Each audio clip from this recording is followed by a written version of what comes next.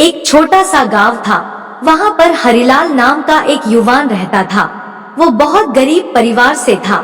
गरीबी की हालत यह थी कि उसके घर में 2 वक्त का खाना भी ठीक से नहीं बन पाता। पिछले कई दिनों से हरिलाल गांव में काम की तलाश कर रहा था, लेकिन उसे कोई भी छोटा मोटा काम नहीं मिल पा रहा था।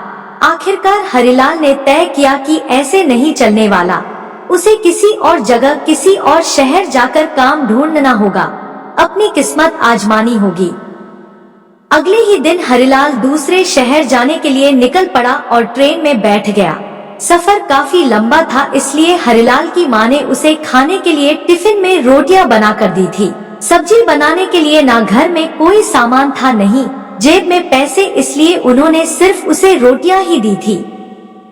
ट्रेन आगे बढ़ती रही। दोपहर का समय हुआ, खाना खाने का वक्त आया।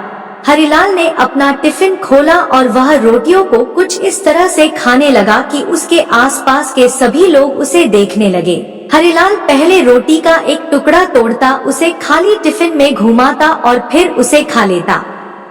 उसे देख रहे कई लोगों में से एक ने हरिलाल से पूछा, अरे भाई, तुम यह क्या कर रहे हो? तुम्हारे पास सिर्फ रोटियां हैं, तो फिर तुम उन्हें खाली डब्बे में क्यों घुमा रहे हो?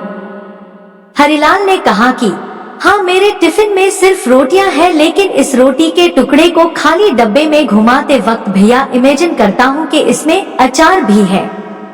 उसे देख रहे सभी लोग बड़े ध्यान से उसकी बातें सुन रहे थे। उनमें से एक ने उससे पूछा, क्या ऐसा करने से तुम्हें अचार का स्वाद आ रहा है? हरिलाल ने कहा, हाँ, इमेजिनेशन का यह पावर है कि हम जो सोचते हैं उसे अनुभव कर पाते हैं।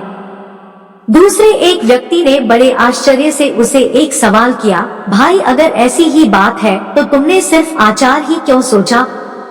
तुम वह सारी सब्जियां भी तो सोच सकते थे जो 5 स्टार में बड़ी महंगी मिलती है। इस तरह से तुम उनका स्वाद भी ले पाते।